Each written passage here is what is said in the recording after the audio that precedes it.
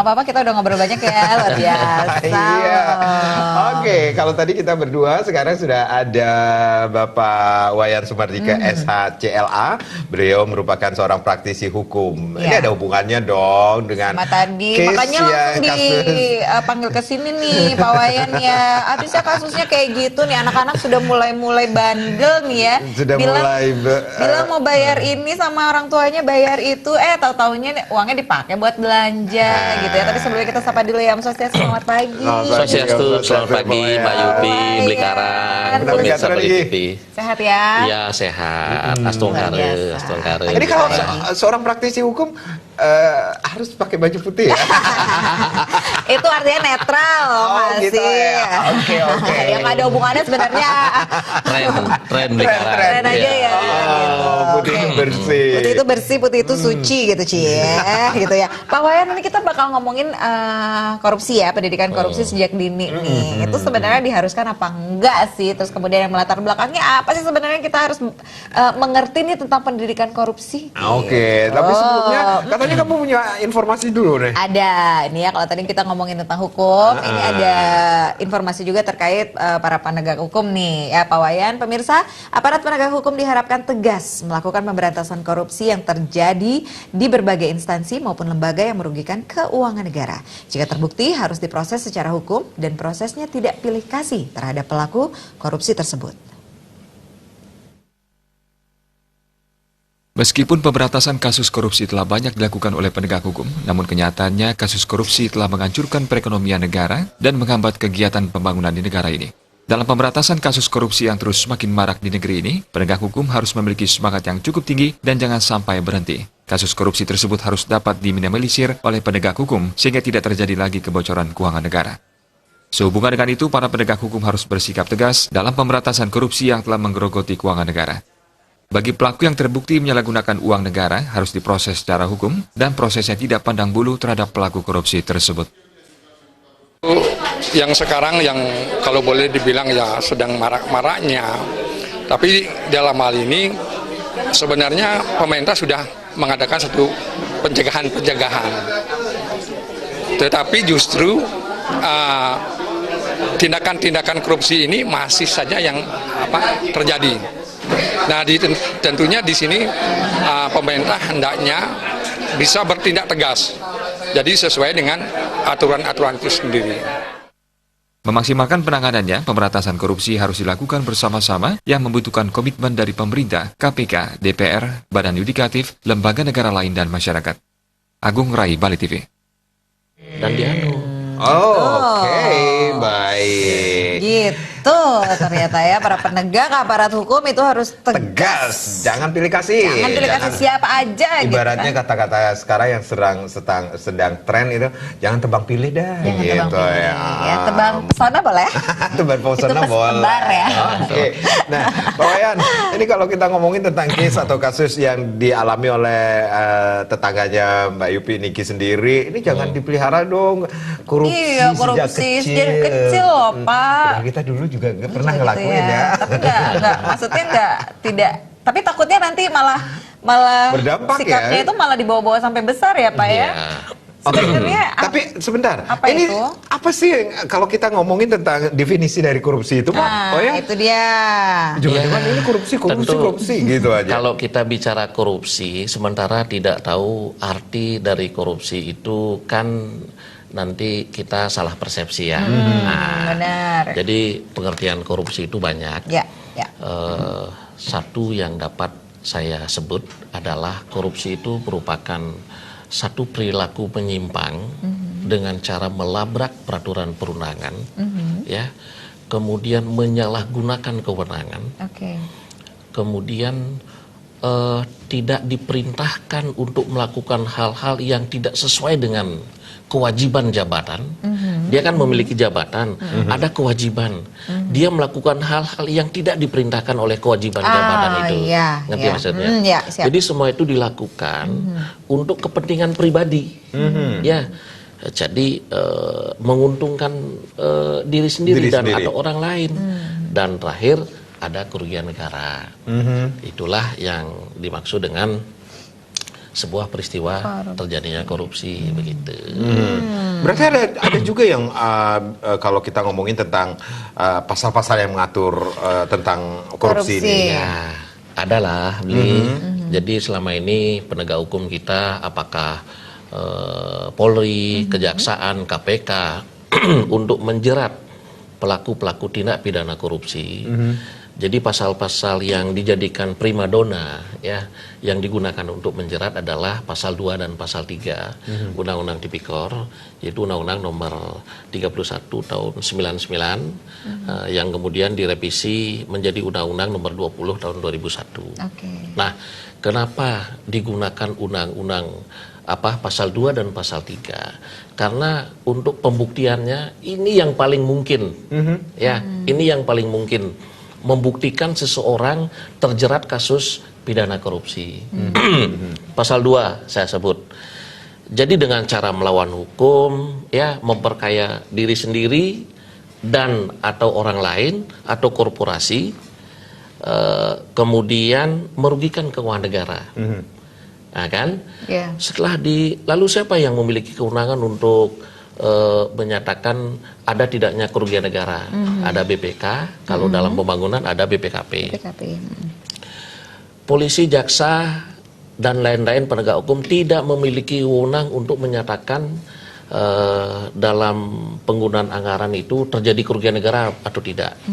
Tidak memiliki kewenangan. Yang memiliki kewenangan adalah BPK atau BPKP.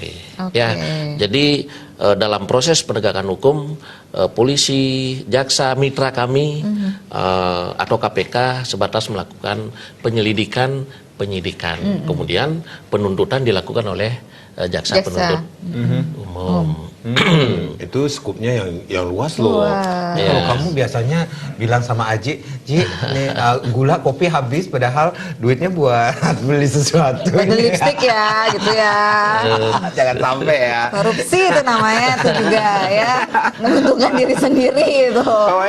Niki kan kita mau menuju ke tahun 2020, 2019 ini beberapa hari ya. Tinggal hitungan hari ya, 3 hari ya. 2 hari lagi, 3 hari lagi. Ini kita di akhir tahun ini. Akhir tahun ini Jadi sendiri. suasana hangat ini. Iya, benar banget. Nah, ini kalau kita misalnya kita flashback nih di tahun 2019, kasus korupsi di Bali sendiri, banyak nggak sih? Sebentar, sedikit sebelum kita melangkah pada kuantitas jumlah pendidikan kasus korupsi di Bali, ya. Tadi masih kita bicara masalah pasal ya. Boleh. Pasal 2 itu berat sekali.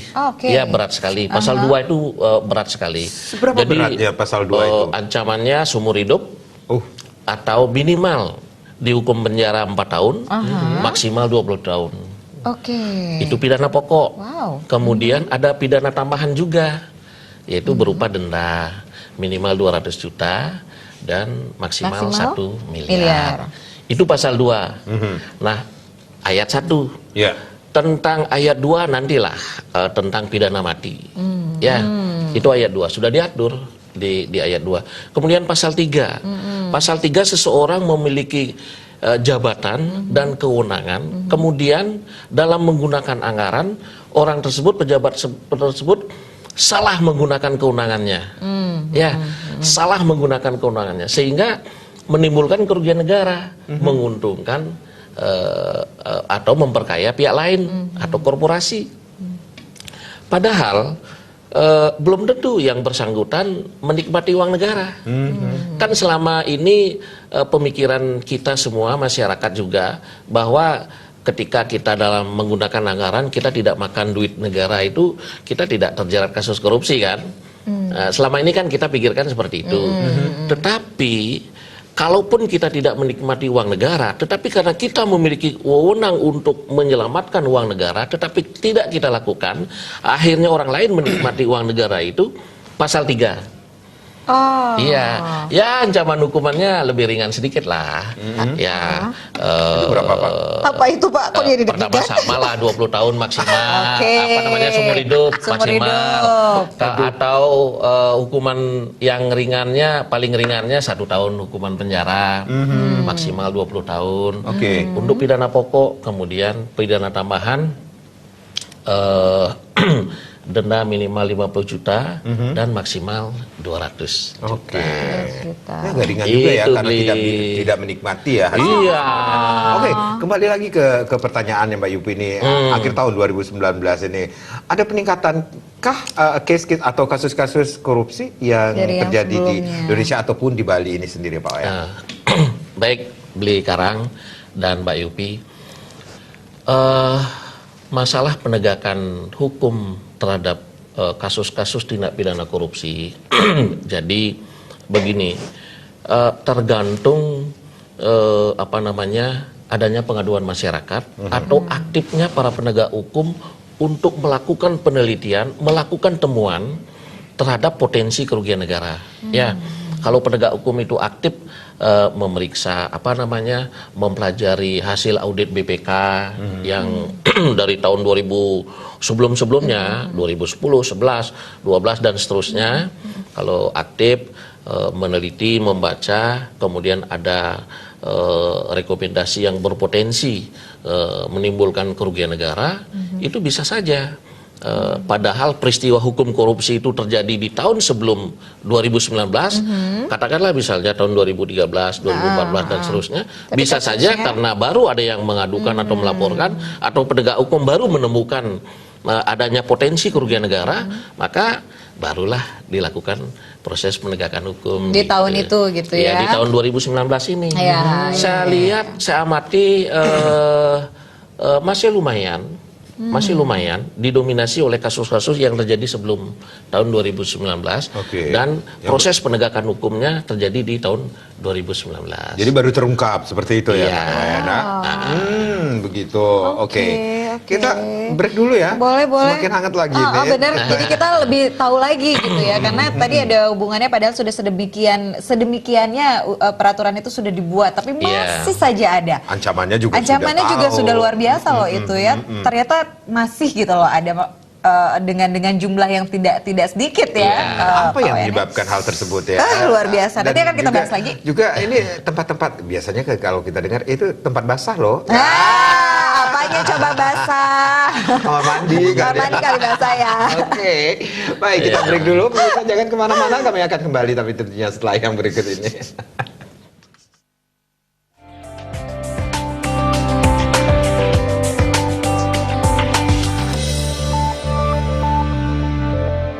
Pasal 3 Undang-Undang. Oke. Baik. Aduh, Kita kalau kembali udah- lagi ya dengan Pak Wayan Sumartika ini. Betul. Ini kalau udah ngomongin korupsi itu ya ngeri-ngeri sedep gitu. Ngeri-ngeri sedap. Sedapnya di mana? Iya kan sedepnya pada saat Hasilnya gitu pada saat ya. dia korupsi kan nggak mikir tadinya gitu, uang nggak bakal ketahuan deh, tahu-taunya padahal BPK itu setiap tahun sudah mengaudit ya Pak Wayan ya, sudah. Tapi kok masih aja gitu loh orang-orang berani itu herannya. Bentar. Itu kursi basah nggak? Apa kering? Tadinya sih kering Pak, saya duduk di situ jadi basah. Nah ini dia. Ini kan kalau kita berbicara tentang korupsi yang terjadi di Indonesia atau di Bali lah ya. Ini Pak Wayan tadi mengatakan ini masih ada seperti itu ya, masih ada.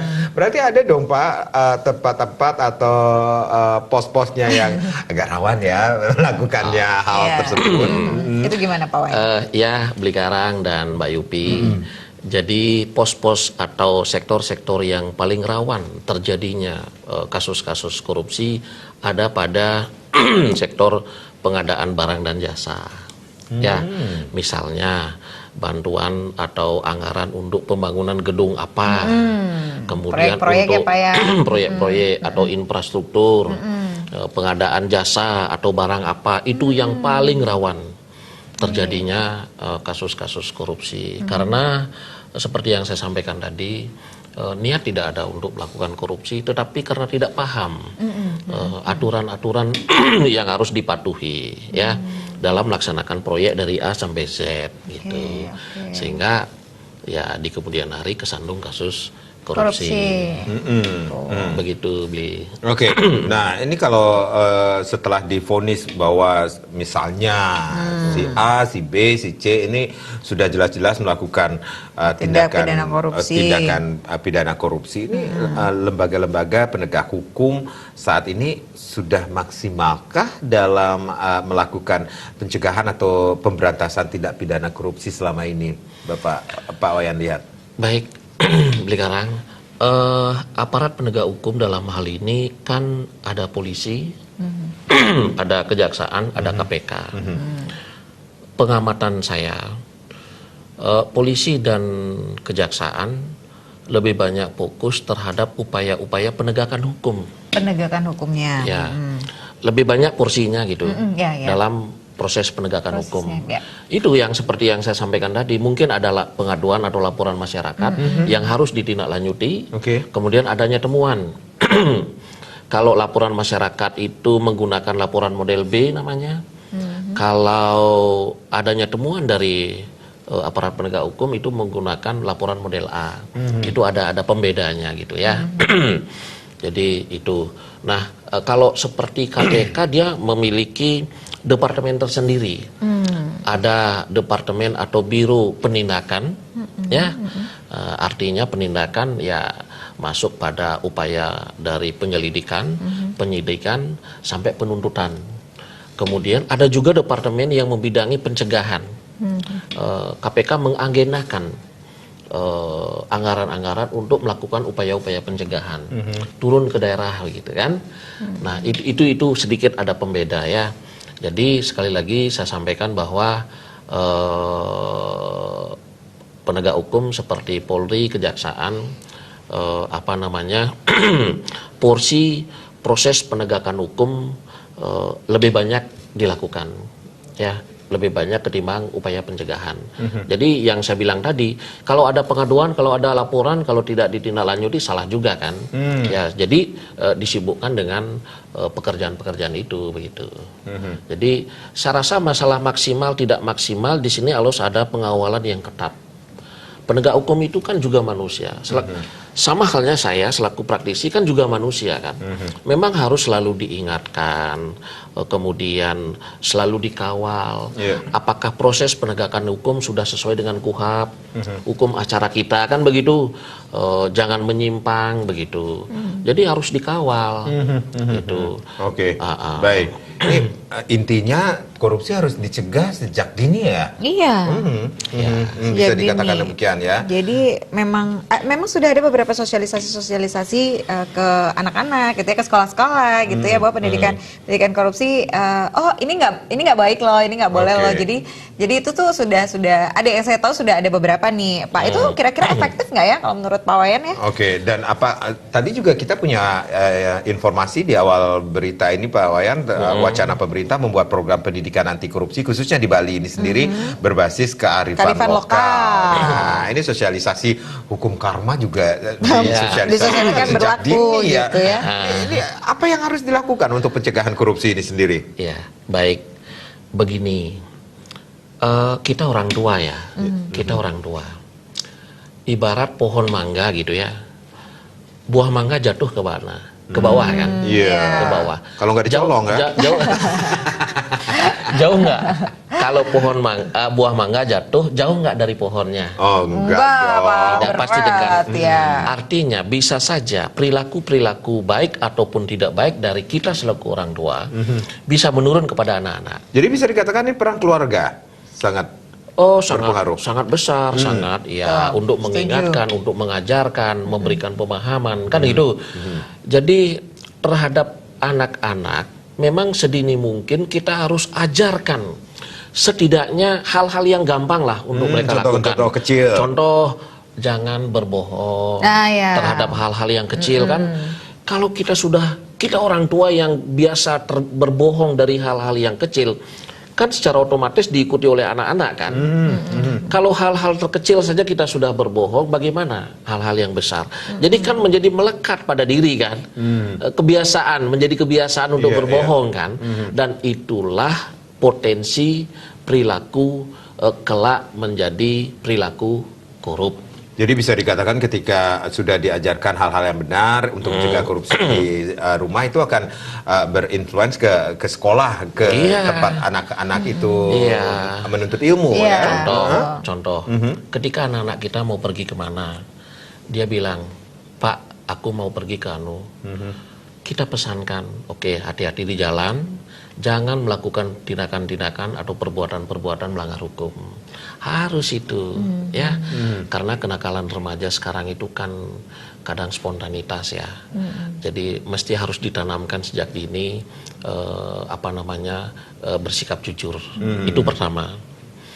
Kemudian yang kedua, kita harus pahami aturan.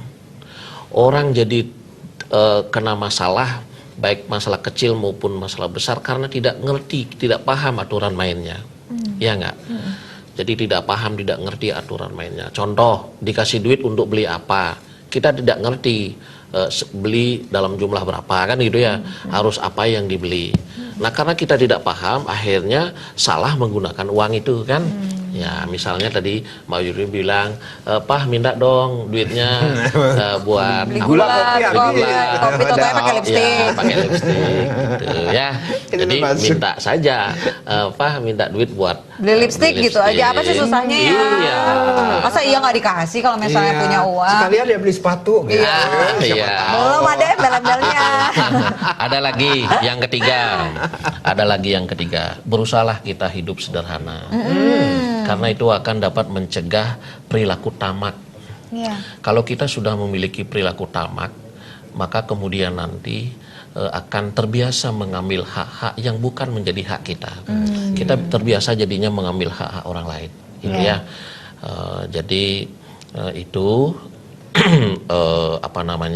beberapa hal yang memang secara pokok, secara prinsip harus kita ada dalam SDM kita, dalam rangka upaya pencegahan korupsi. Nah tuh peran keluarga, peran sekolah itu sangat penting sekali ya untuk pencegahan pendidikan korupsi sejak Dan dini yang ya. terakhir beli astungkare, Ya. harus disyukuri. Iya. Ketika rasa syukur Bersyukur tidak ya. ada rasa tidak puas yang terus Benar. mencari kan, akhirnya melakukan hal-hal yang di luar hak kita. Iya, Baik. luar biasa loh. Ini kalau ngomong Pak Wayan segmen terakhir bukan ya? Belum, Oh, belum nanti ya? kita akan kembali lagi. Ini Iya, karena nggak jangan Ibu tahan lupa dulu, ya. tahan dulu gitu loh, jangan dulu gitu. Maksudnya masih ada banyak pertanyaan Masih untuk hangat, Mas. masih Iya hangat. benar Oke. gitu ya. Oke. Oke, baiklah pemirsa jangan kemana-mana. Kita break sejenak. Kita akan kembali lagi saat lagi, tetaplah bersama kami. lagi.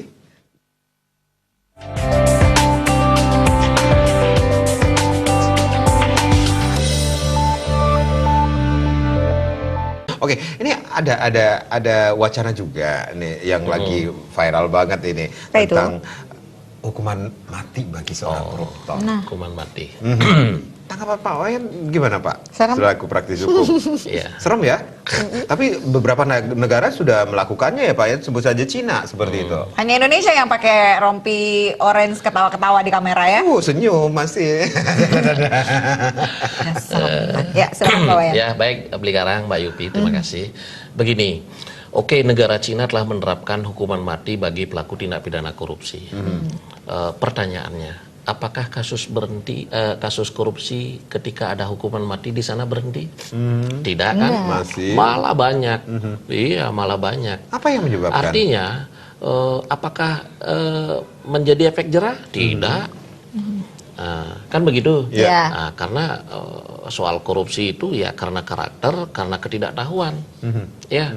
Nah, sementara di Indonesia kita tidak perlu mewacanakan hukuman mati bagi pelaku tindak pidana korupsi karena di pasal 2 ayat 2 Undang-Undang Tindak Pidana Korupsi ya nomor 31 tahun 1999 yang kemudian direvisi menjadi Undang-Undang nomor 20 tahun 2001 sudah diatur seseorang yang melakukan tindak pidana korupsi sebagaimana pasal 1 sebagaimana ayat 1 di pasal 2 itu dapat dihukum dipidana mati. Oke. Sudah Sudah ada diatur. berarti ya? Iya, sudah. Tadi ada yang menarik adalah korupsi terjadi karena karakter dan ketidaktahuan. Nah ini ketidaktahuan apa yang sebenarnya sehingga mereka melakukan hal-hal yang tidak terpuji bisa dikatakan. Baik, ketidaktahuan tentang mengelola keuangan negara itu dalam melaksanakan proyek, begitu misalnya. Dia memiliki kewenangan, misalnya anggaplah sebagai kepala OPD, pengguna anggaran, kemudian ada kuasa pengguna anggaran, atau pejabat pembuat komitmen. Jadi mereka tidak paham aturan-aturan yang harus diterapkan dari A sampai Z dalam mengelola uang negara itu untuk melaksanakan proyek itu. Contoh, jangan coba-coba misalnya kita membuat taman ya membuat taman, kita rancang taman itu seperti gambar ini, megah, indah, ada patung ini, ada bunga ini, dan sebagainya, menggunakan rumput ini, menggunakan anggaran ya kurang lebih 6 miliar lah. Gitu, ya. Tetapi faktanya setelah jadi berbeda jauh. Tidak taman seperti yang disajikan dalam usulan itu, dalam perencanaan itu. Nah, di sanalah karena tidak tahu aturan mainnya, harus melakukan hal seperti apa, ya kejerat di kemudian hari. Gitu. Ini juga yang sering terjadi di masyarakat ya, Iya. Pak Wayan. Gitu Jadi ya. masalah hukuman mati, kenapa di Indonesia belum pernah? Karena memang hakim sampai detik ini belum memutus pelaku tindak pidana korupsi dengan hukuman mati. Padahal sudah diatur ada, ya? di ayat 2 pasal 2 Undang-Undang Tipikor. Betul. Iya. Nah, kalau tadi ada statement bahwa kadang-kadang nih yang terjadi di lapangan itu dananya nggak ada gitu ya, tapi pekerjaan-pekerjaan itu harus dananya belum turun, tapi pekerjaan-pekerjaan harus sudah Oh, iya. Itu gimana sih sebenarnya Pak Wayan? Ini yang sering terjadi di di pemerintahan ya. Instansi, Misalnya terhadap pembangunan gedung A yang dianggarkan di anggaran induk 2019 dari Januari sampai Juni misalnya, tetapi anggaran itu baru cair di bulan Maret gitu misalnya karena prosedur administrasi atau apa gitu ya. Nah, dilema bagi pengguna anggaran, bagi kuasa pengguna anggaran dan rekanan, ya dilema. Jadi ini berpotensi sekali untuk terjadinya kasus korupsi. Bagaimana cara menyikapi? Jangan pernah sementara pembangunan itu harus dilaksanakan dari awal Januari. Sebab kalau ditunda sampai dana cair, nanti kita kehabisan waktu, kena lagi kan begitu, lewat dari batas waktu. Jadi ya jangan pernah membangun dari awal dengan menggunakan dana pinjaman atau talangan dari dana apa atau dari talangan dari duit pribadi. Itu salah secara hukum dan nanti kalau itu masuk di audit BPK kena itu. Berarti itu ada caranya bagaimana? Potensi-potensi. Ya, caranya bagaimana? Kerjakan proyek itu, lakukan kemitraan dengan pihak penyedia material, kemudian misalnya dengan bond. Harus itu dengan bond. Begitu anggaran turun, Hari aja bayar semuanya gitu. Supaya tidak berisiko. Iya, benar. Ada harapan terhadap pemerintah terkait pencegahan dan pemberantasan korupsi. Di Bali dulu ya. Ya, boleh. Silakan. Baik, harapan kami kepada pemerintah daerah, pemerintah provinsi, pemerintah kota, kemudian OPD, pengguna anggaran, kuasa pengguna anggaran. Harapan kami adalah jangan takut untuk menggunakan anggaran sepanjang untuk kepentingan rakyat, membangun, membantu rakyat dan sebagainya, sepanjang untuk kepentingan itu. Jangan takut, jangan karena banyaknya pejabat kesandung kasus korupsi lalu kemudian pemerintah daerah di Bali utamanya lalu berdiam diri, pemerintahan jalan di tempat. Yang dirugikan kan kita selaku masyarakat. Nah, satu hal yang baru, satu barang baru yang saya tawarkan, ya, yang saya berikan input melalui Bali TV, untuk supaya pejabat yang sekarang melaksanakan anggaran bisa tidur nyenyak di kemudian hari setelah pensiun, kan itu ya, jangan ketar-ketir. Waduh, proyek yang gua laksanakan dulu kapan kira-kira terungkap menjadi kasus hukum, kan gitu. Sebelum melangkah melakukan atau melaksanakan proyek atau pembangunan dengan menggunakan anggaran itu harus dilakukan audit hukum dulu. Audit hukum. Iya, audit secara hukum harus dulu. Jujur Iya, Oke. supaya paham cara menggunakan anggaran itu. Sip. Oke, sip, baiklah. sip. Aduh ini kalau udah ngomongin hukum ya, apa namanya udah ngomongin korupsi gitu, hukum gitu, jadi kayak gimana ya? Jadi flashback mau sekolah lagi. Asik. Wayan, terima kasih ya Baik. atas informasinya, Iya. atas sharingnya pada Betul. pagi hari ini. Mengedukasi lagi ya untuk masyarakat Bali juga lebih berhati-hati. Seperti itu ya. Jangan korupsi. Jangan seperti itu korupsi, ya. jangan Oke. mengambil hak milik orang lain. Oke, terima kasih Pak Wayan. Baik, terima Kapan-kapan kasih, Luar biasa. kita Negara. Oh, nanti kita undang lagi ya. Siap, Ngobrol lagi yang Mbak lebih Yupi. lebih banyak lagi nih Ya. ya. Oke.